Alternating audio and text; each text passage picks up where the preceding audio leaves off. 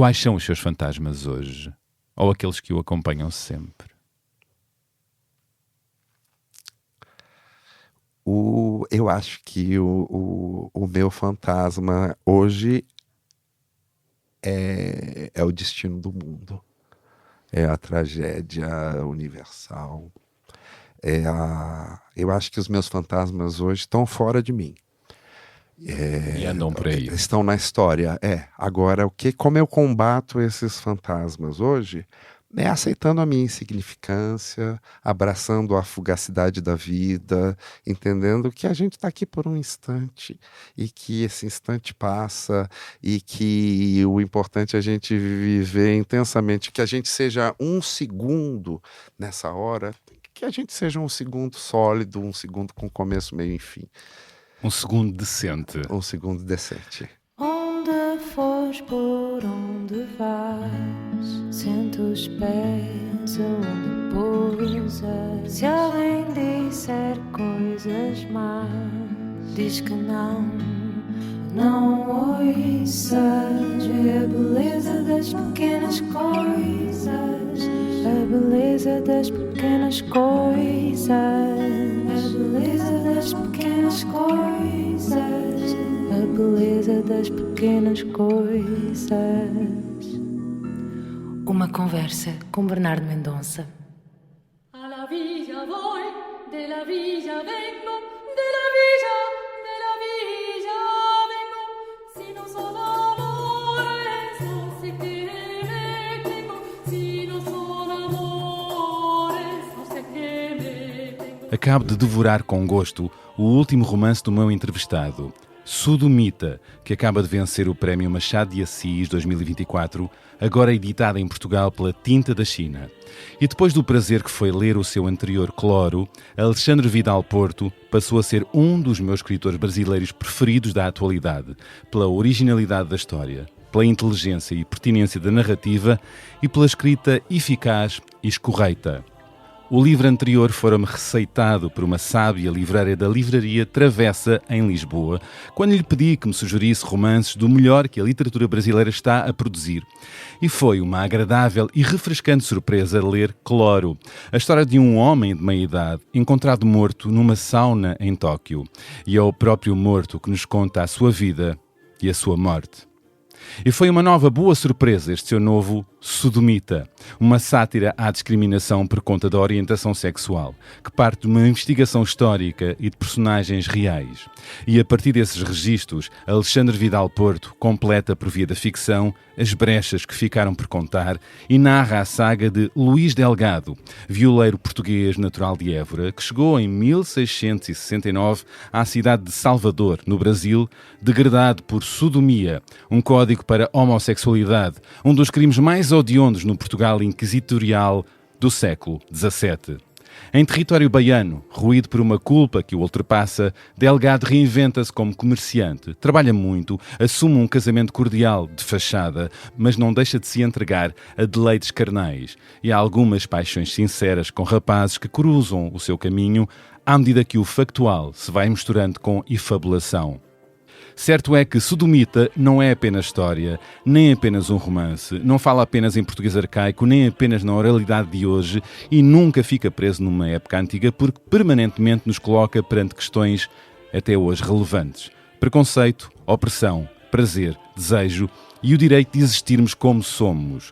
Um romance que nos leva ao século XVII para nos confrontar com os preconceitos de hoje.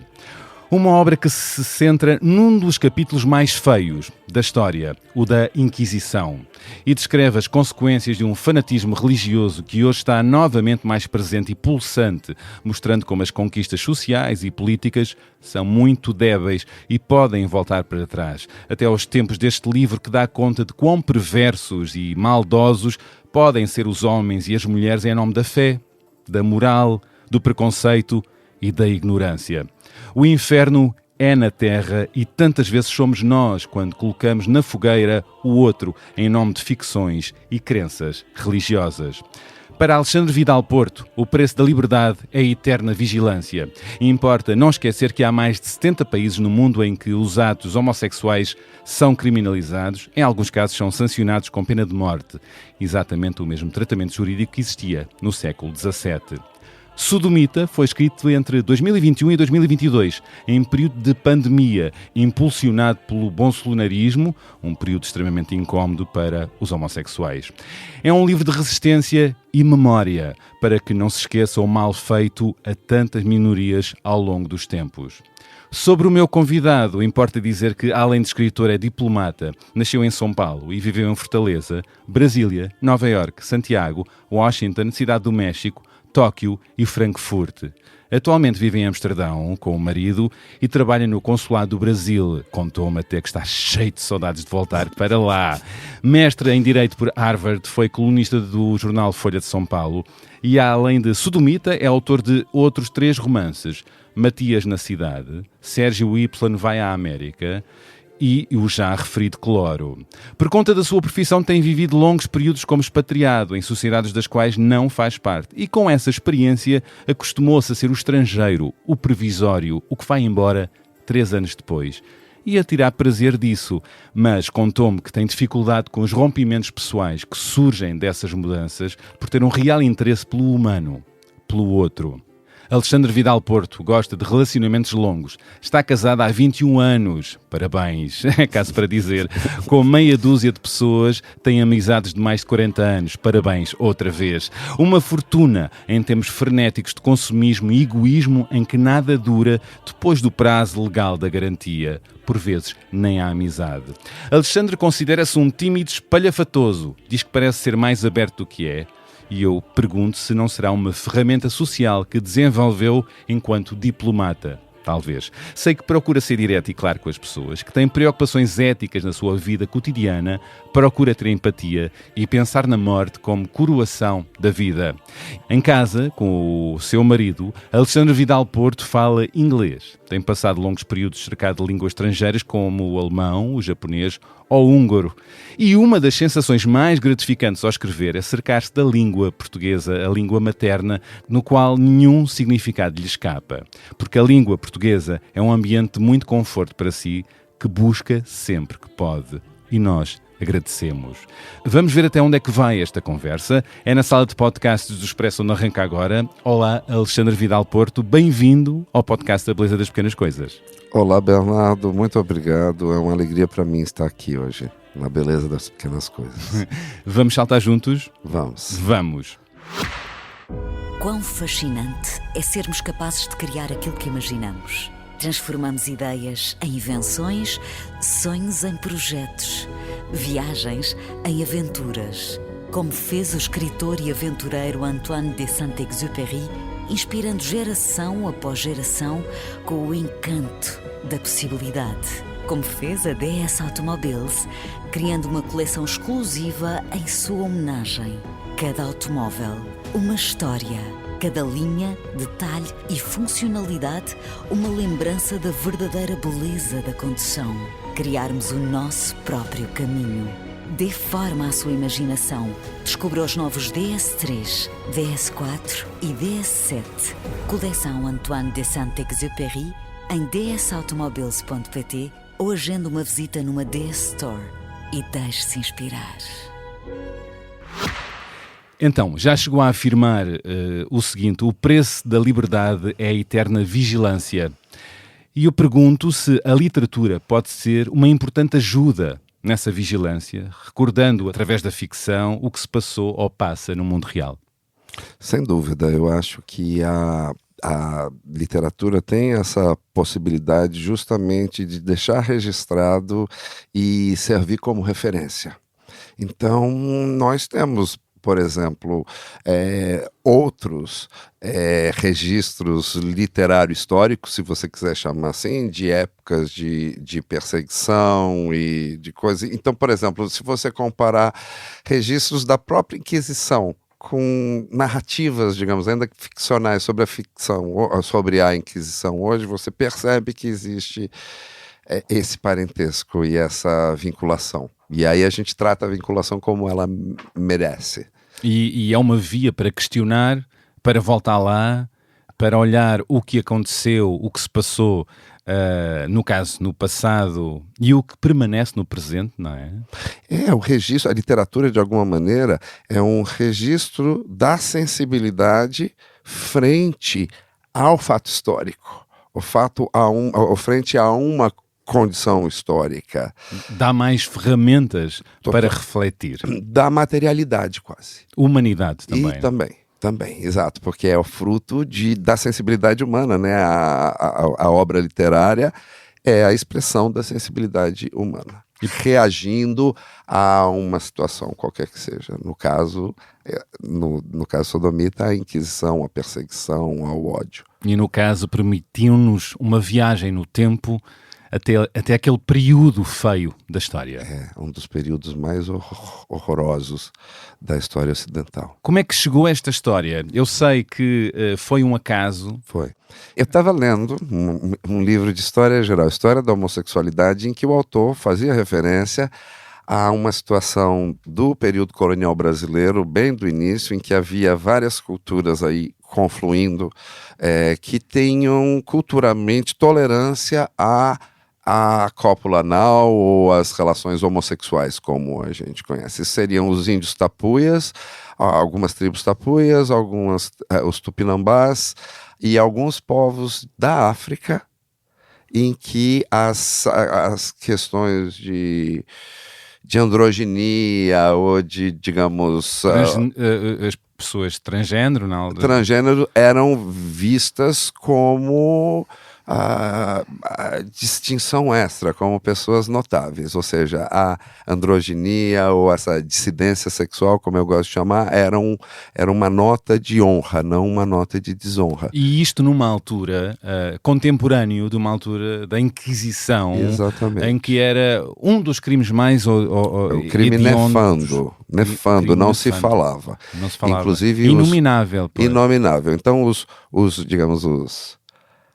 esse tipo de pecador, ele era queimado, as suas cinzas eram espalhadas para que não restasse sepultura e, portanto, memória. Ou seja, se apagava a existência da pessoa. Esse tipo de pecador, estamos a falar de homens gays. Homens gays, mas não apenas. Homens gays, digamos, os pecados principais ali da Inquisição no Brasil eram os pecados judaizantes, em primeiro lugar. E logo em seguida os pecados heréticos, entre os quais a sodomia, mas não apenas, o adultério, o divórcio, esse tipo também de pecado era sancionado. Mas havia uma hierarquia. Havia uma hierarquia. O pecado que resultava em incineração, digamos, do pecador, era o pecado de sodomia perfeita.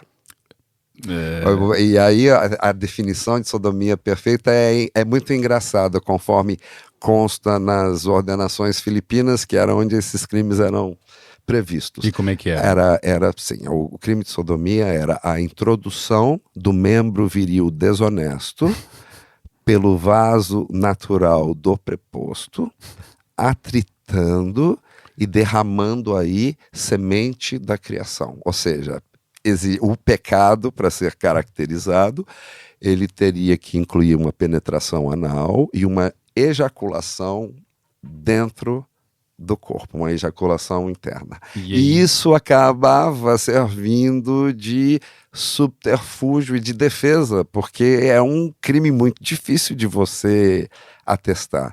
Então as pessoas, sim, tivemos algo, mas não houve penetração, ou tivemos algo, houve penetração, mas não houve ejaculação. Mas mesmo quando não havia, a pena era muito severa, era tortura pesada, martírios e mandados de todo tipo. Para o degredo. Por exemplo, no caso do nosso personagem Luiz Delgado, ele havia roubado alguns tachos de cobre numa taverna ao pé da moraria, conforme consta, e foram surpreendidos, ele e o irmão dele, que com ele tinha cometido o roubo, ficaram presos no aljube municipal por meses, sem que conseguissem ou restituir o dinheiro dos alguidares que eles tinham roubado, ou devolvê-los. Enfim, resumindo, ficaram meses lá e o Luiz Delgado acabou se envolvendo com um companheiro de cela e foi surpreendido e foi denunciado, e o crime dele deixou de ser furto para se transformar em sodomia. A jurisdição dele deixou de ser a coroa portuguesa e passou a ser a Santa Inquisição. E o livro começa assim? Isso. O livro começa com essa cena, Isso. é uma cena cinematográfica, aliás, esse momento de martírio horrendo que nos faz perceber como é que a sociedade era e tratava outras pessoas e outros cidadãos, tratando-os como, enfim... desumanizando a diferença humana. Na verdade, a diversidade humana, que era disso que se tratava, era completamente desconsiderada. É horrível. Aquela primeira cena, ela é bem forte mesmo. É bem forte, arranca muito bem ou muito mal. Quer dizer, muito mal para ele, o personagem, a verdade. E muito interessante é perceber que este romance sodomita foi escrito entre 2021 e 2022. Em período de pandemia, primeiro, e impulsionado pelo bolsonarismo, ou seja, com este lastro, um período extremamente incómodo para as minorias, para tantas comunidades, e foi um factor, essa perturbação e raiva para ir para esta história. Sim, porque a situação, no meu caso, eu acho que muita gente no Brasil se sentia incomodado com o ódio que era destilado contra as minorias, contra as diferenças, contra o que não fosse aquele modelinho bolsonarista. Ou seja, as mulheres sofreram muito, os afrodescendentes sofreram muito, os homossexuais sofreram muito, nem necessariamente por algo concreto, mas pelo discurso, pelo ambiente de intolerância que se criava e que partia do próprio presidente. Mas esse discurso de intolerância e de ódio faz inflama as massas. Uma onda de ódio entre a população. Ou seja, fala-se muitas vezes, e por cá, do gigante silencioso que desperta quando esse discurso de ódio partem do poder, não é? E no meu caso específico tinha um agravante, porque eu tinha horror. Tenho, inclusive, ainda horror ao bolsonarismo e tudo que se refere a ele. E, no entanto, eu era um representante do governo Jair Bolsonaro. Como é que foi isso? Isso foi muito conflituoso para mim. Eu procurei focar na minha ação. Na época, eu era cônsul-geral do Brasil em Frankfurt.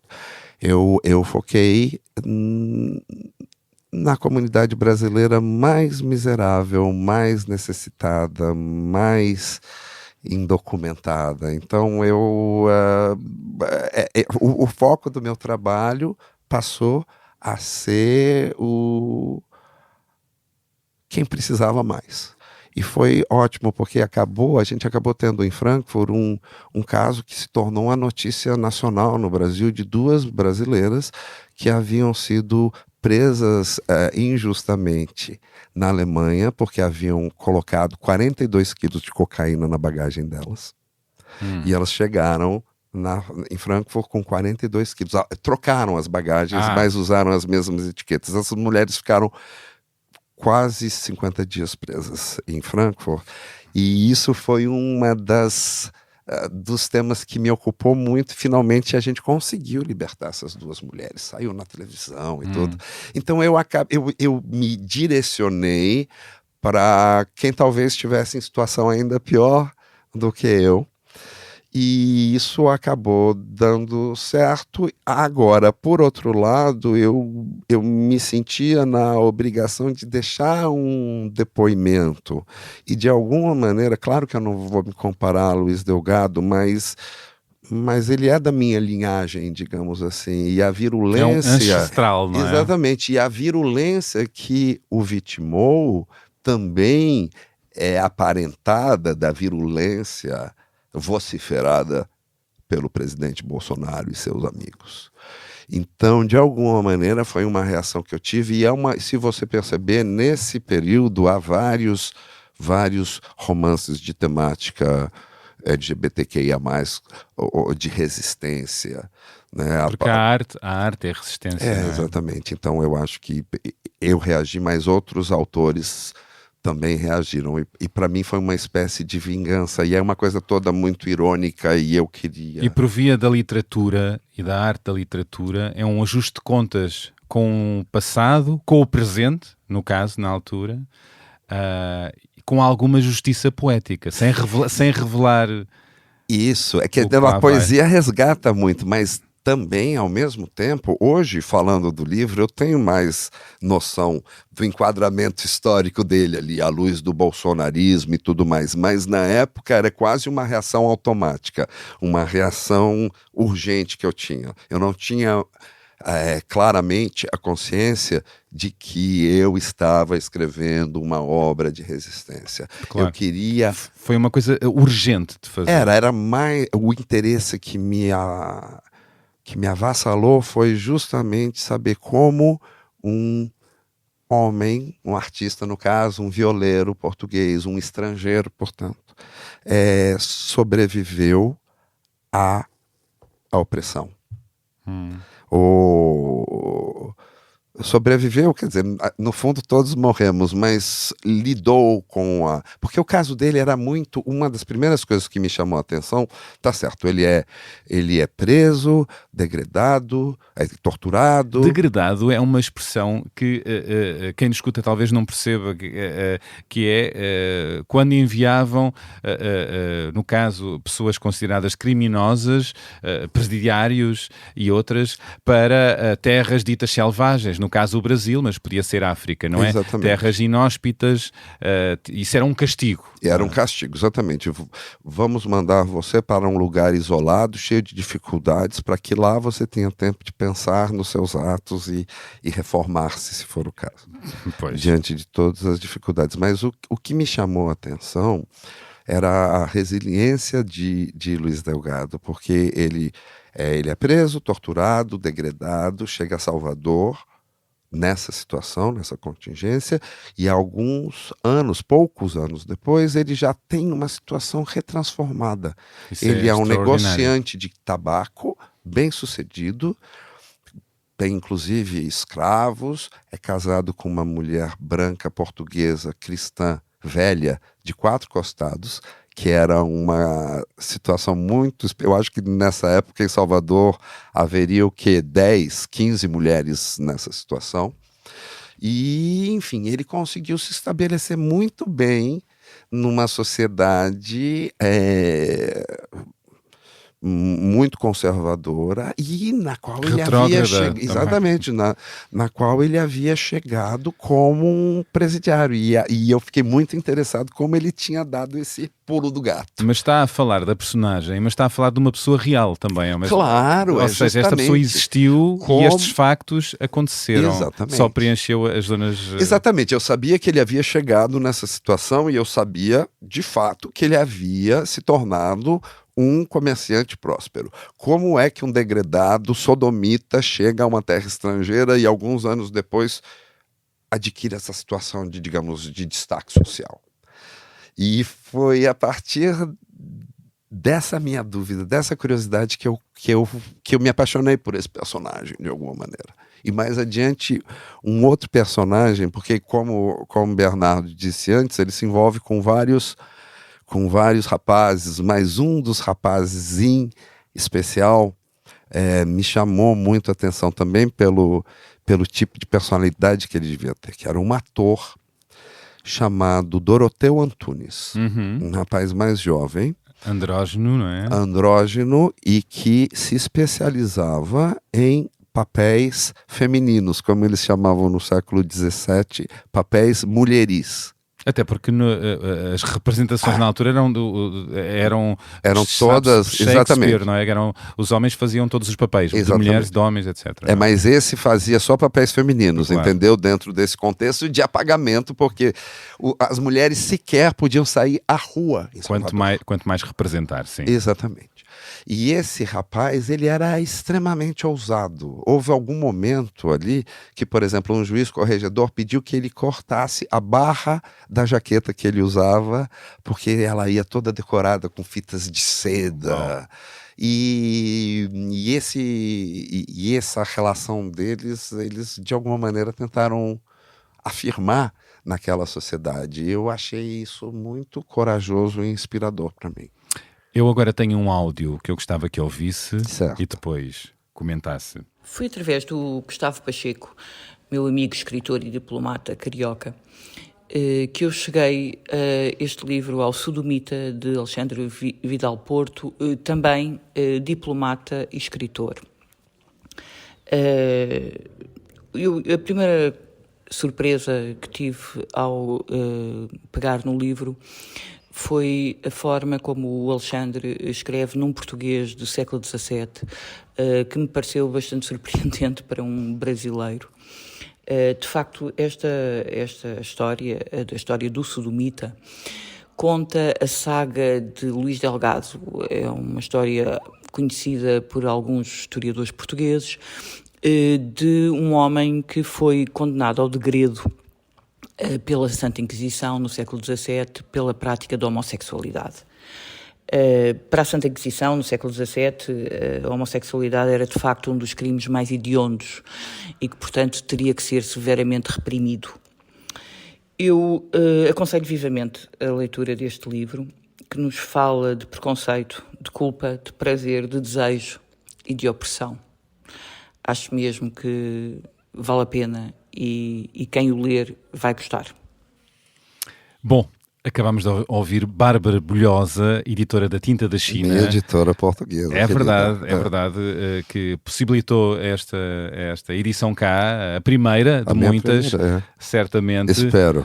Sim, e também ficou entusiasmada com esta história. Fala da linguagem, esta linguagem que daquela época, que aqui lhe deu um embalo para a sátira, não é? É, porque na verdade ela é muito benevolente quando diz que eu escrevo no português do século XVII, porque na verdade é um pastiche. É, mas sabe usar aquilo muito bem para não ser chato para quem lê, mas também, porque há boleia disso, mostrar o risível, anedótico, que era a forma como as pessoas gay eram olhadas, como a escravatura era vivida, que as pessoas escravizadas, no caso. Portanto, há ali muitas camadas de história e um olhar crítico e satírico através da linguagem tão risível para os olhos de hoje. É porque você mencionou também algo antes sobre a minha relação com a língua portuguesa. É muito fundamental. Eu não teria seguido esse caminho de escritor se não fosse, eu acho, pelo meu amor à língua portuguesa. E foi de sempre? Não foi de sempre. Eu sempre escrevi, mas eu não tinha essa noção da língua portuguesa. Inclusive, sempre gostei muito de línguas estrangeiras, eu falo algumas, mas o que eu cheguei à conclusão, talvez até no âmbito de um casamento, não é? Que você casa com um estrangeiro, você tem meio que explicar os seus sentimentos, discutir a relação em outra língua.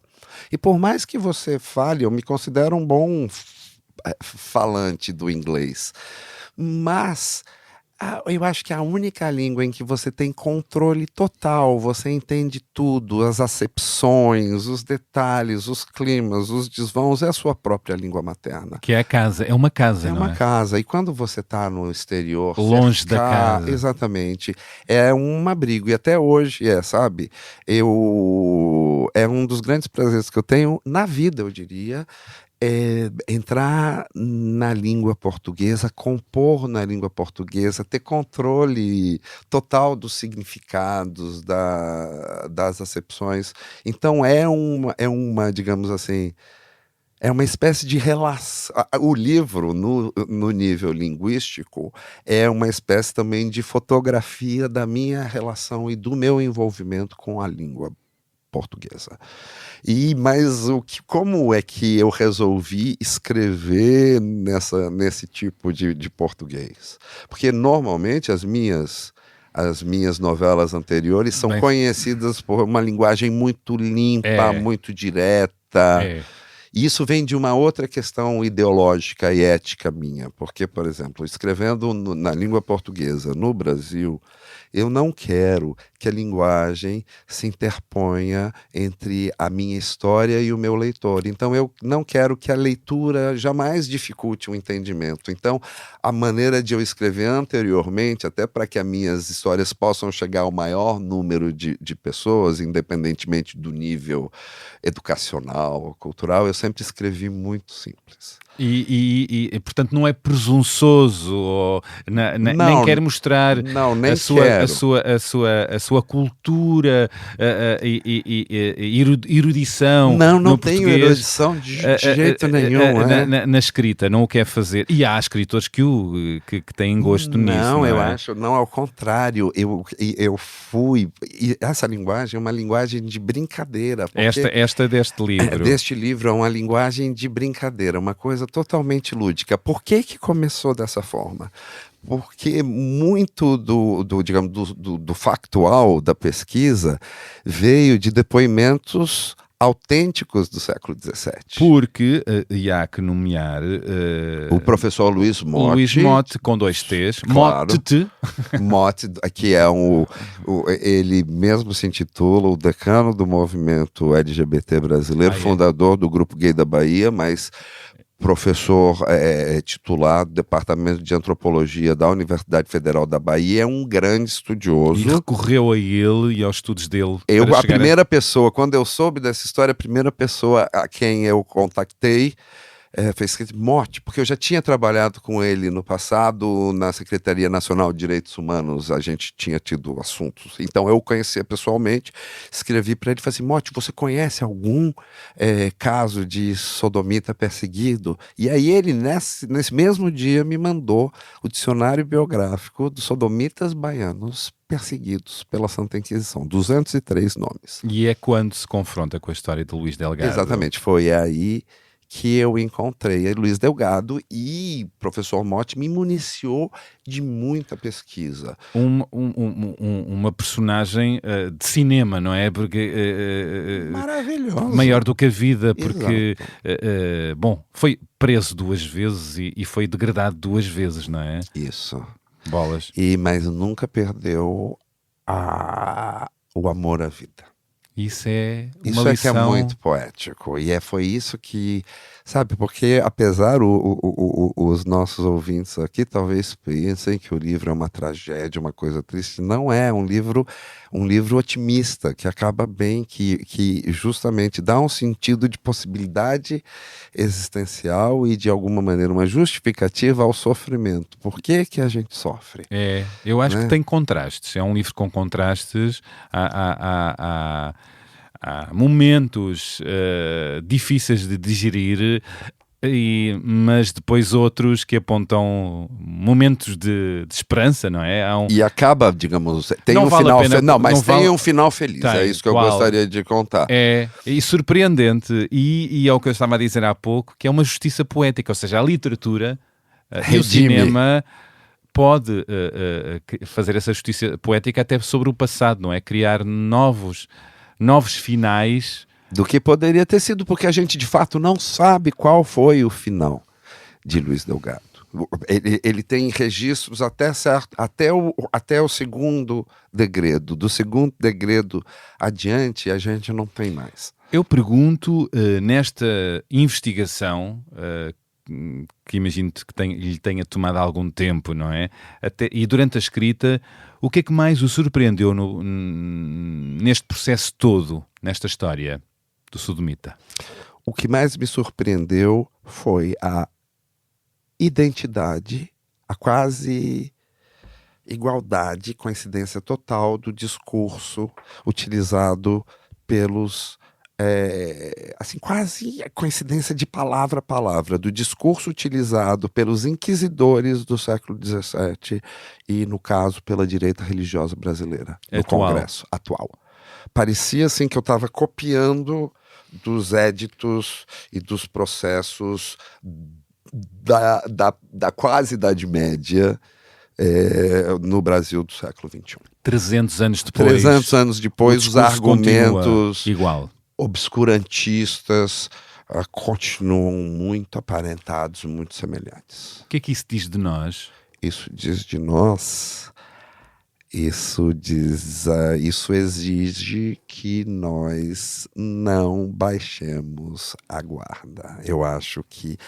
Eu vejo a cultura quase como um campo de batalha, ou seja, o resultado final da cultura, como a cultura, eu digo a sociologia, como as coisas acontecem no mundo, é o resultado, digamos, de vários embates culturais que estão acontecendo todos os dias. Então, quando eu falo que o preço da liberdade é a eterna vigilância, é não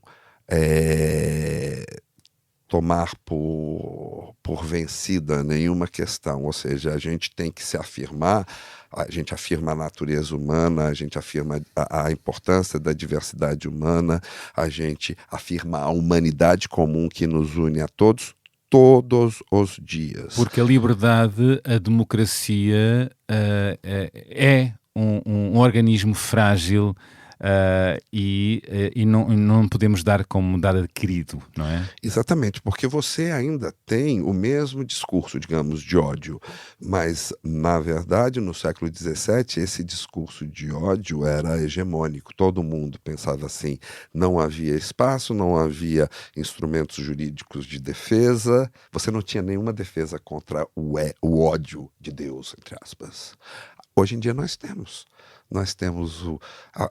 o sistema jurídico, nós temos entendimentos outros, então é muito importante afirmarmos, e eu acho que no caso das minorias sexuais, especialmente dos homossexuais, masculinos, femininos, em que nem sempre é óbvio a nossa existência, como uma pessoa negra ou uma mulher que obviamente faz parte daquela minoria, você bate os olhos de uma mulher, você sabe que ela é parte de uma minoria discriminada muitas vezes, ou um negro, a mesma coisa, você já identifica.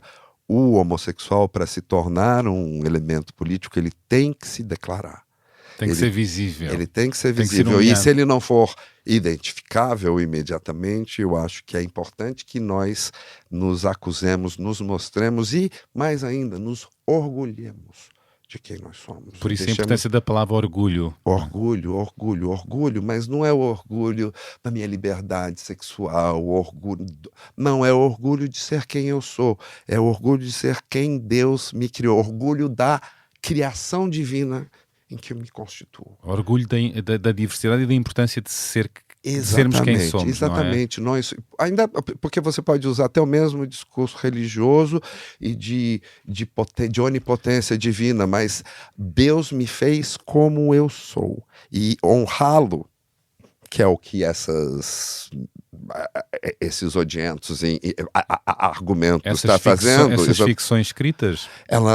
Honrar, digamos, essa natureza que Deus nos dá, essa natureza única. Ou que as deusas nos exato, ou quem seja, mas assim, a gente não tem opção a gente vai viver uma vida alternativa, a vida nossa, somos quem somos e é a única maneira de ser feliz.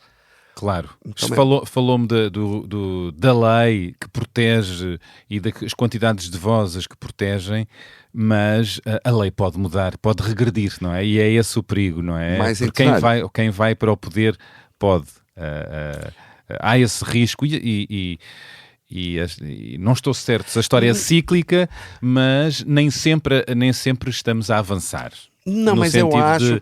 De melhorias eu discordo um pouco. Eu acho que a gente pode ir para frente, pode ir para trás, mas eu acho que é um processo do qual a gente não pode se esquivar. Entendeu? E a gente tem como se defender. O Luiz Delgado não tinha como se defender. Eu tenho. Entendeu? E é importante que se mantenham vivos. O Alexandre tem, agora se me permite também discordar, claro. O Alexandre tem porque tem o seu privilégio, outras tantas pessoas não têm e são assassinadas e são... Claro. Ou seja, e depois depende do lugar e do país onde se está, até porque, como disse muito bem, já há países em que é crime de morte. Não são 77, acho que são 7 em que é sancionado com com pena de morte. Mas você tem aquelas...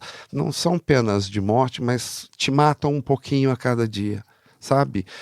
Tal e qual. Uma discriminação, eles vão te matando Até aos as invisíveis, poucos. não é? Por isso que eu acho tão importante, por exemplo, que que os homossexuais se mostrem como homossexuais, que deem sentido de possibilidade. Por exemplo, eu acho muito importante que as autoridades públicas homossexuais se mostrem, que as pessoas que têm algum privilégio, que tenham algum quantum de poder, ou que sirvam como modelo, sejam artistas, sejam intelectuais, sejam grandes empresários, ou seja, as pessoas que já têm essa identidade valorizada socialmente, acoplem a isso a homossexualidade também, no caso, se for o caso. Claro. E este livro não é só para a comunidade LGBTQIA+, não é? Importa dizer, não é?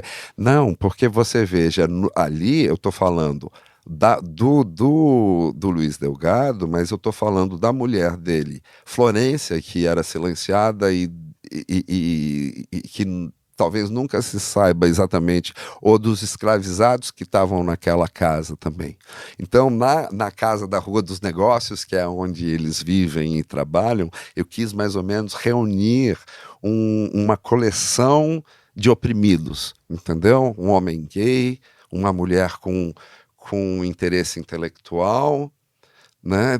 Os escravizados cuja humanidade havia sido completamente roubada, e eles ali num núcleo que eu quis fazer amoroso, talvez ele soe até um pouco irrealista, porque em algum momento eu falo, os escravos comiam bem, Verdade. Ganhavam roupas de linho, etc. Eu quis transformar aquela casa numa espécie de idílio, no que poderia ser ou no que poderia ter sido, e talvez até no que tenha sido de fato. E de facto dá conforto. Exato. ler esses momentos numa fase da história em que essas pessoas todas eram muito desumanizadas. Totalmente.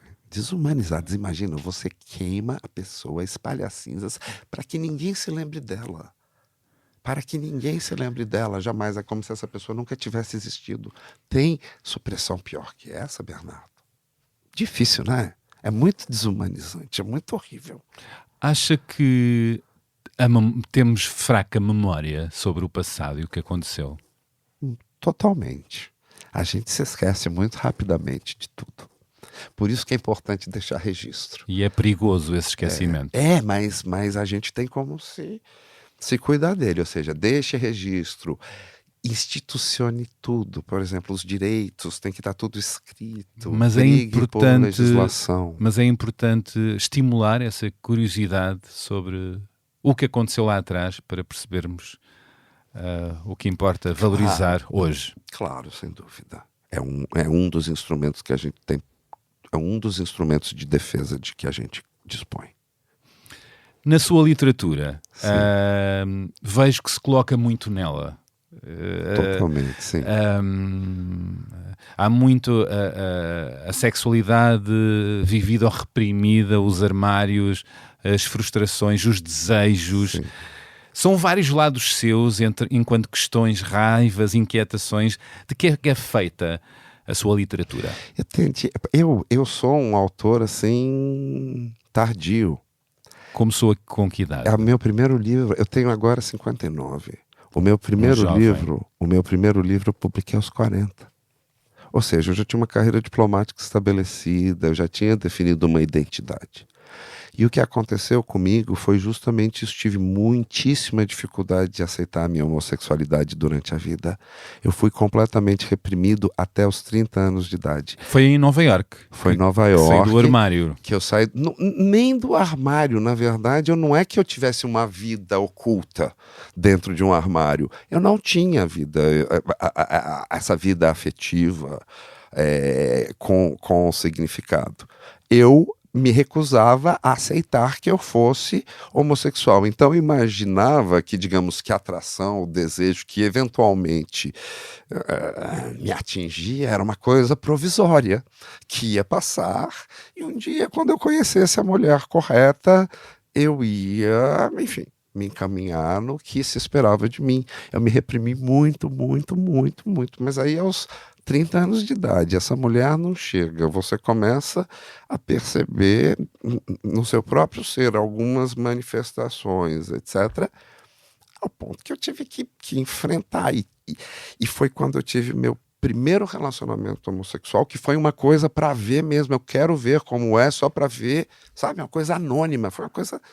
Mas mesmo numa situação anônima, ficou evidente que o tipo de desejo e o tipo de sentimento, o tipo de emoção que eu senti nessa primeira, né, ocasião experimental que eu tive, era muito mais forte do que tudo que eu já tinha tido. A literatura existia na minha vida latentemente. Escrevia cartas, passei a vida escrevendo cartas e diários, mas isso nunca veio a público, eu nunca jamais mostrei para ninguém. Quando eu tive, digamos, essa aceitação de que, não, sim, eu sou homossexual, eu tenho que aceitar isso, é que a literatura se tornou uma possibilidade. A imagem que eu uso era mais ou menos assim, como se na minha vida existisse um elefante enorme no meio da sala, que ocupasse tudo, que era a homossexualidade reprimida, e no momento em que eu tirei esse elefante da sala, eu percebi várias outras portas nessa sala. Quando aceitou a sua verdade, da sua natureza, é quando se permite a ficção. Exatamente, porque escrever nada mais é do que revelar ou mostrar a sua própria intimidade. E no meu caso, a minha intimidade era apavorante para mim. Eu não queria ser homossexual, eu recusava muito isso. Então eu tinha medo justamente de entrar nisso e ter que confrontar essa situação. E quando isso deixou de ser o problema, foi aí que eu escrevi o meu primeiro livro. Escreve para curar essa eterna ferida? Não, porque já não é mais ferida. É uma medalha. É uma cicatriz que eu trago como medalha. Mas há uma cicatriz aí, onde regressa. Mas é uma cicatriz de combate. É uma cicatriz que eu trago com orgulho. Mas é onde regressa, muitas vezes, essa cicatriz. Através das suas personagens, através das vivências de muitas personagens. Não me trame. Sim, é um pouco, sim, vá lá. Sim. Mas se você pensar, por exemplo, no caso do Cloro, é um livro que foi publicado em 2018, eu acho. Já se vão 5 anos, né? Eu não sei se o meu próximo livro também vai ter questão de sexualidade, que eu tô acabando já, inclusive, mas eu não sei se o próximo, o posterior, vai ser sobre isso, ou se outro tipo de relacionamento. Eu tô querendo muito escrever sobre pais e filhos, que também, eu acho que a minha literatura tem uma questão de diálogo entre gerações. Sobretudo, eu acho que no meu segundo livro, Sérgio Y Vai América, que ganha Prêmio Paraná de Literatura, eu falo muito sobre uma geração ajudando a próxima. E talvez eu volte a esse tema, mas sem dúvida nenhuma. A minha literatura parte muito da minha experiência pessoal ou da minha sensibilidade. Eu sou aquele tipo de escritor, Bernardo, que, por exemplo, muitas vezes eu escrevo chorando.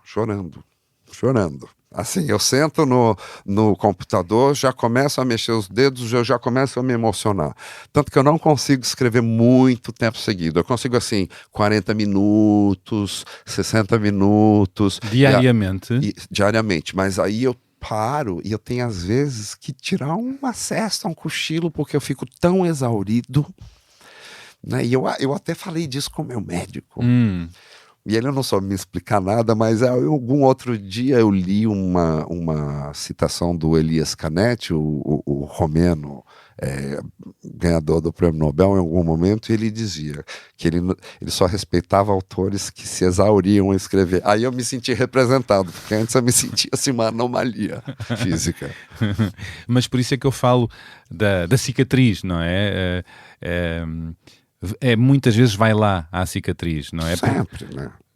Pois, até porque 30 anos numa condição de se querer fugir de si próprio, leva-se uma vida inteira a curar, não é? Mas por outro lado também te dá um certo equipamento. Quando eu digo, eu gosto de ser direto, sério, verdadeiro, a sensação que eu tive é que eu já menti demais. A minha cota de mentiras nesta encarnação, eu já usei. Então eu não gosto de nada pouco explicado, eu gosto de ser claro, eu não tenho medo de me mostrar, eu não tenho medo de expressar os meus sentimentos, eu acho que eu perdi o medo de mim mesmo, sabe? E isso foi muito bom porque eu passei a vida inteira com medo de mim mesmo, eu passei a vida inteira com medo de quem eu era. Quando perdemos o medo de nós próprios, perdemos o medo dos outros?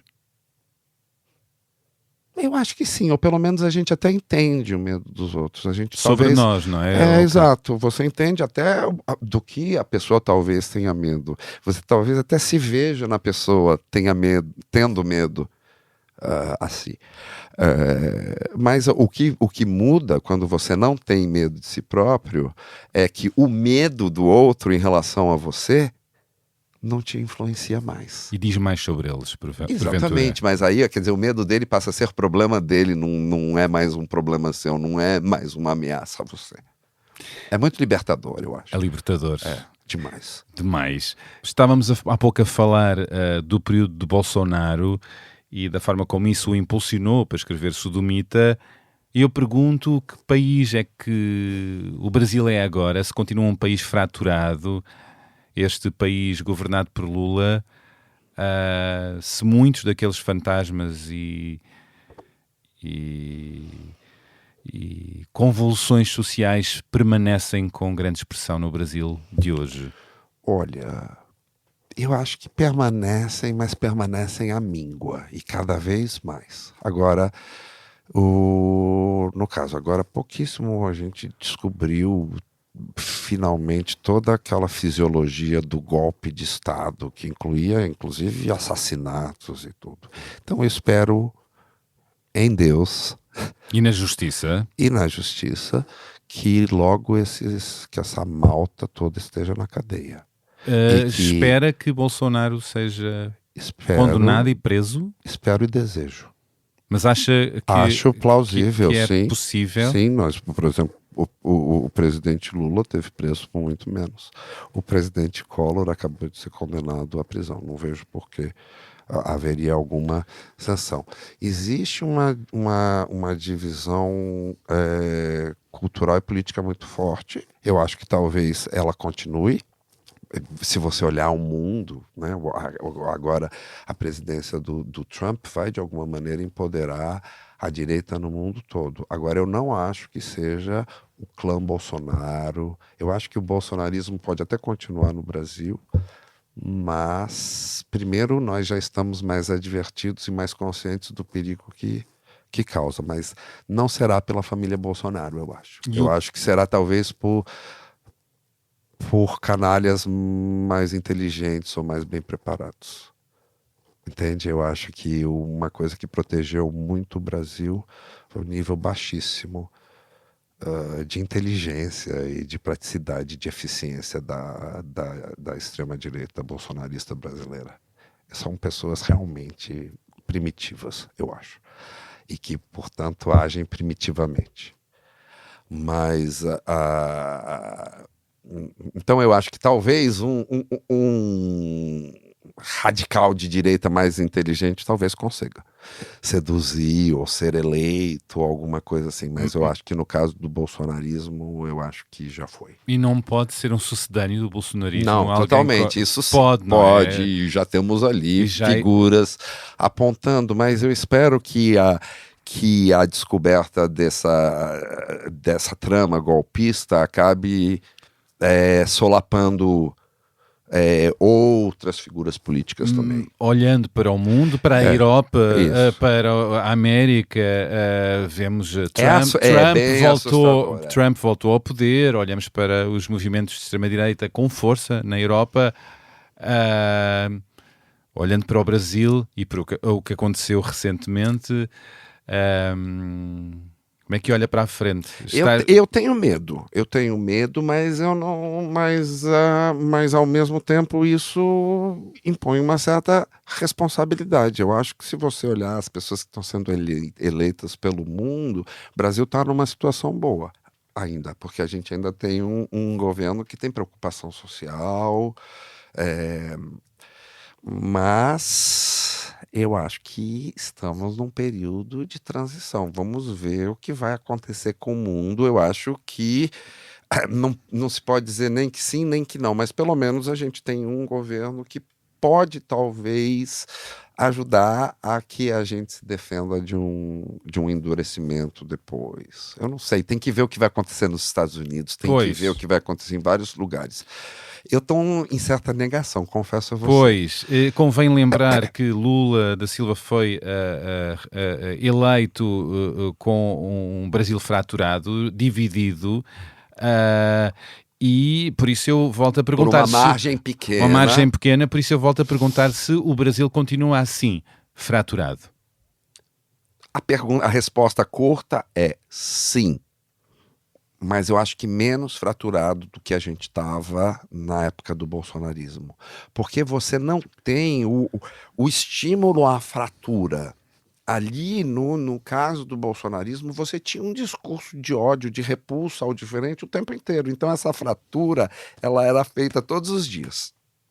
Eu acho que o atual governo, ele é muito mais inclusivo. Ele não cultiva esse discurso de fratura, de que você é brasileiro de um tipo, você é brasileiro de outro tipo, e você só pode ter um tipo, você não pode, sabe, um tipo tem que combater o outro. Não, eu acho que o establishment político no Brasil hoje é muito mais inclusivo, eu digo no nível federal, muito mais inclusivo de tudo. Então isso nos protege um pouco. Agora, por quanto tempo essa proteção vai existir, a que ponto ela vai se tornar efetiva de fato, talvez definitiva, isso eu não posso dizer. Eu vou fazer uma pergunta tramada, mas pergunta a um diplomata com a experiência e sabedoria e brasileiro. Então vamos chamar outro. Que é, normalmente o Brasil, nota-se que segue muitas vezes a linha americana, não é? Com Trump novamente no poder, isto pode dar um futuro mais perigoso para o poder no Brasil? Sim, sem dúvida nenhuma, porque, por exemplo, havia Bolsonaros na posse do presidente Trump. O presidente Trump às vezes menciona o presidente Bolsonaro. Na imprensa americana, o Bolsonaro é tratado como o Trump dos trópicos.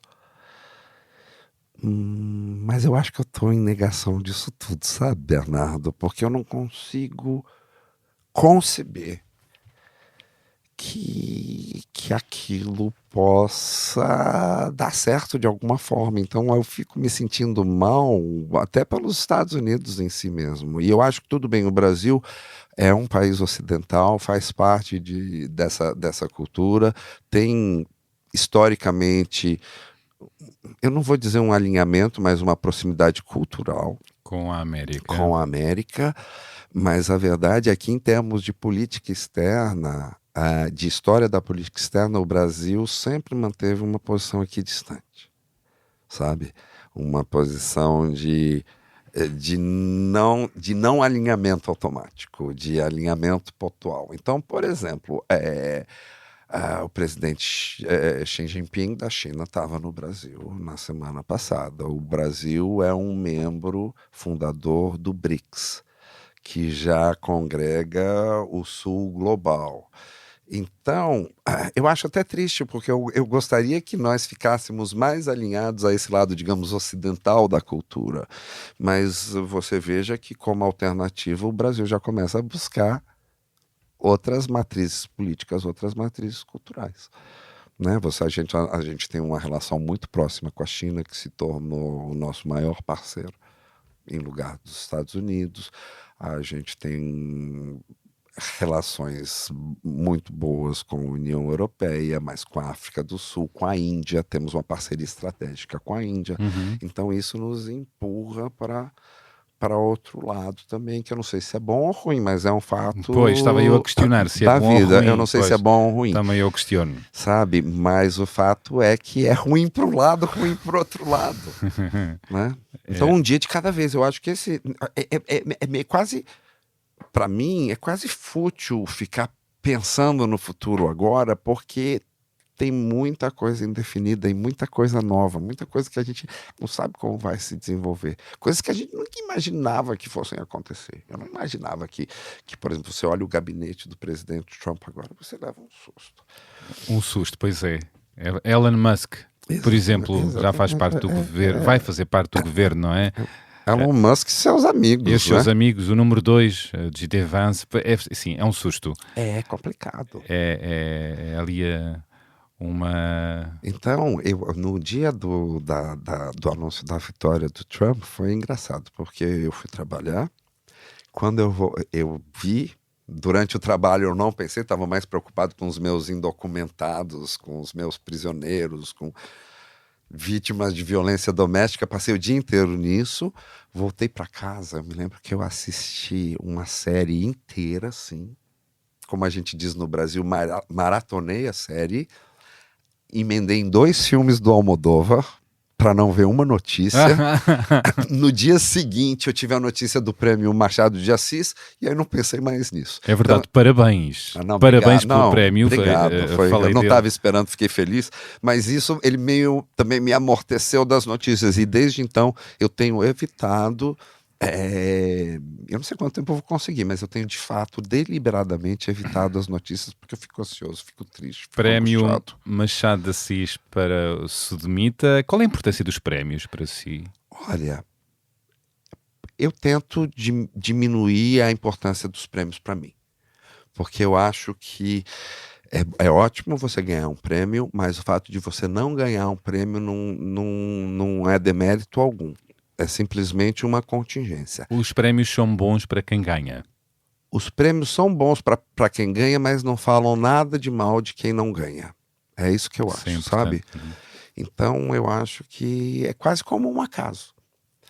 Eu já ganhei alguns prêmios, mas eu procuro ao máximo nem saber quando os prêmios saem, porque eu não acho positivo. Não escreve para prémios. Não, ao contrário, eu escrevo o meu deleite maior, a minha grande recompensa é esse momento em que eu estou no meu mundo da criatividade e que não existe Trump, não existe Bolsonaro, não existe. Eu estou vivendo com os meus personagens e tentando fazer algum sentido, dar algum sentido para aquilo. É isso.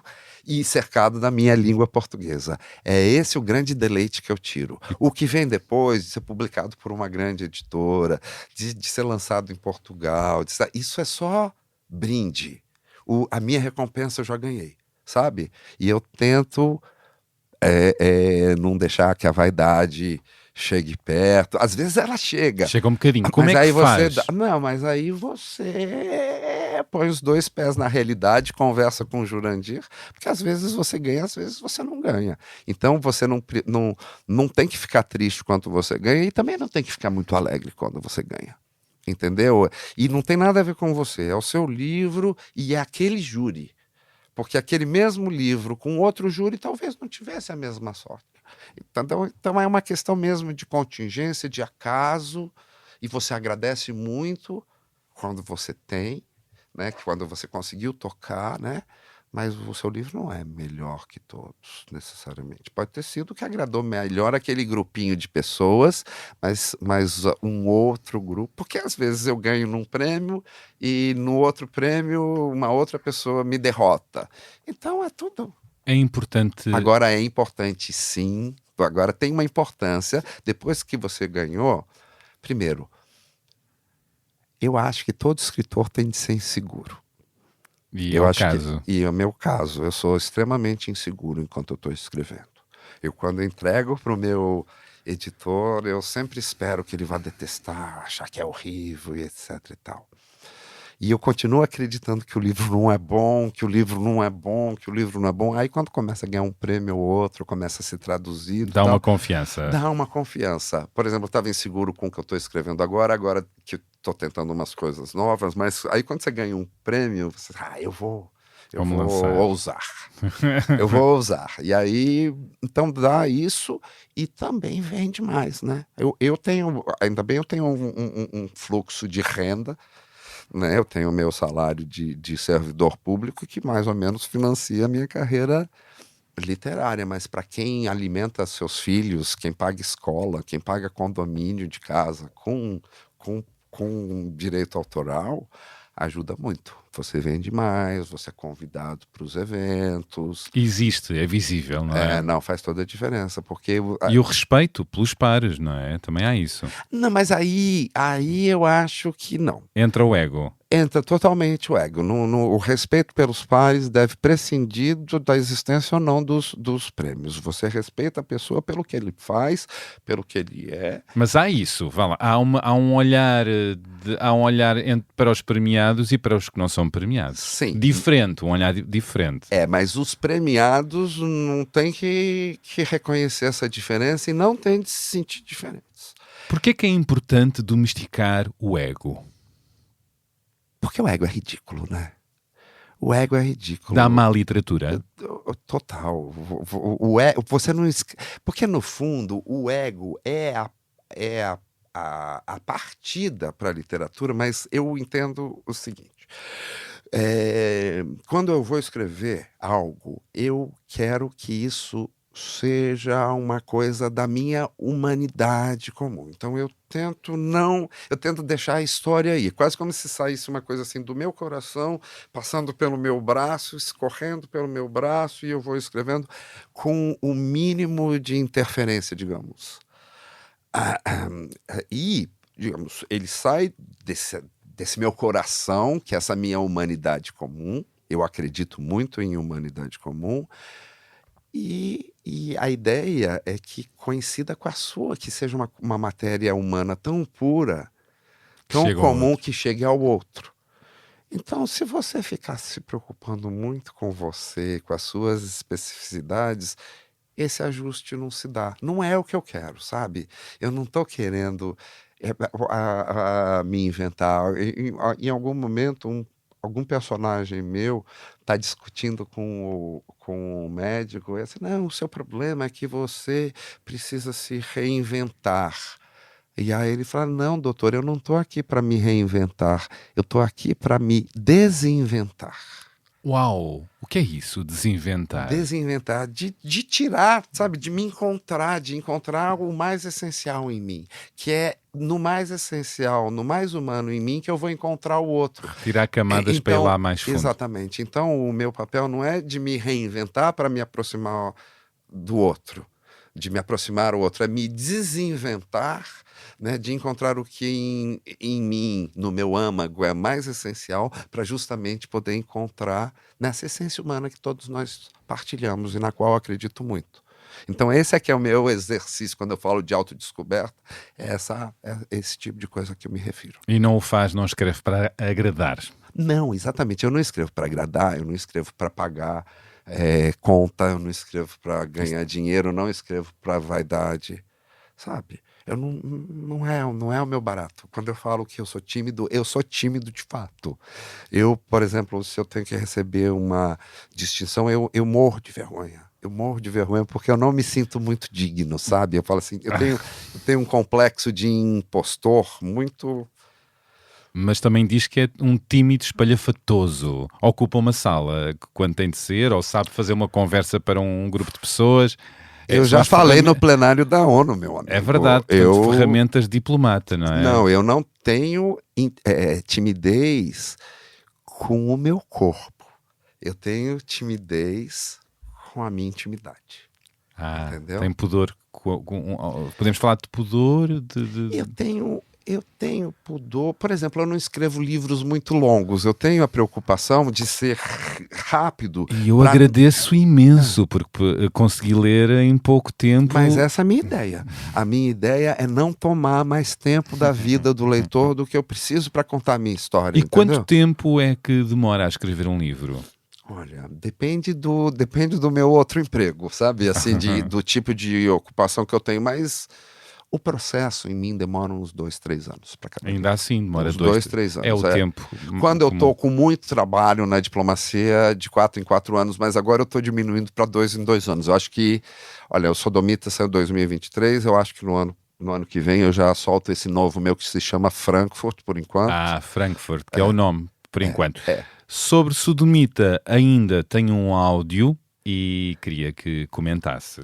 Alexandre, acompanho o teu trabalho desde o primeiro livro, sou fã do seu trabalho desde o primeiro livro, sou fã especialmente da sua linguagem clara e cristalina, que angariou muitos fãs em vários países do mundo, no Brasil, em Portugal e em outros lugares.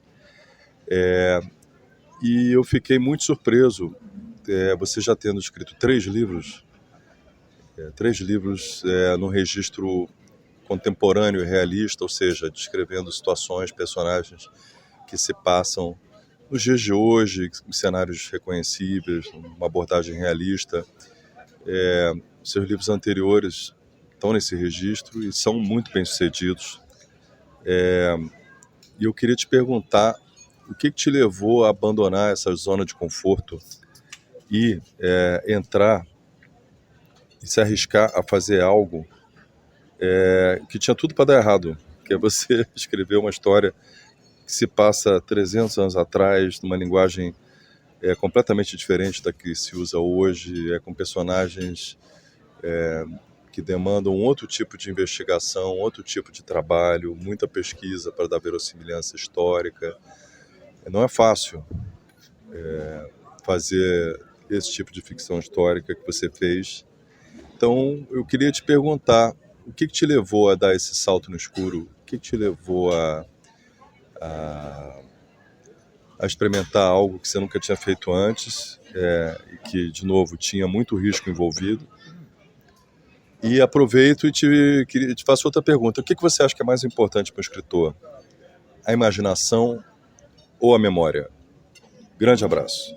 Bom, acabamos de ouvir o escritor e diplomata brasileiro Gustavo Pacheco, que aqui se assume fã do trabalho aqui do nosso entrevistado, o Alexandre, e traz uma reflexão interessante, que é o que é que levou a Alexandre a sair da zona de conforto. O Alexandre já falou um pouco sobre isso.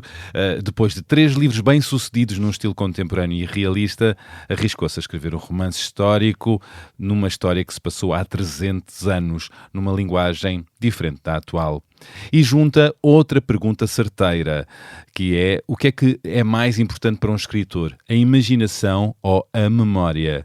Estou tão curioso com esta resposta.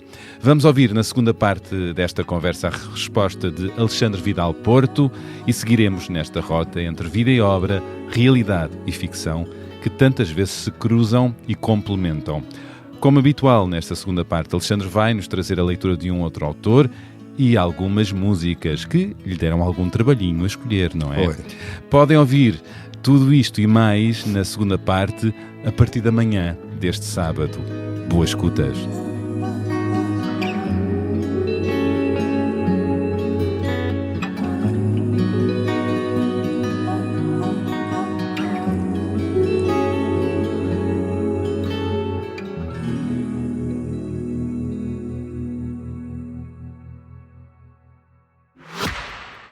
Quão fascinante é sermos capazes de criar aquilo que imaginamos. Transformamos ideias em invenções, sonhos em projetos, viagens em aventuras. Como fez o escritor e aventureiro Antoine de Saint-Exupéry, inspirando geração após geração com o encanto da possibilidade. Como fez a DS Automobiles, criando uma coleção exclusiva em sua homenagem. Cada automóvel, uma história. Cada linha, detalhe e funcionalidade, uma lembrança da verdadeira beleza da condução. Criarmos o nosso próprio caminho. Dê forma à sua imaginação. Descubra os novos DS3, DS4 e DS7. Coleção Antoine de Saint-Exupéry em dsautomobiles.pt ou agende uma visita numa DS Store e deixe-se inspirar.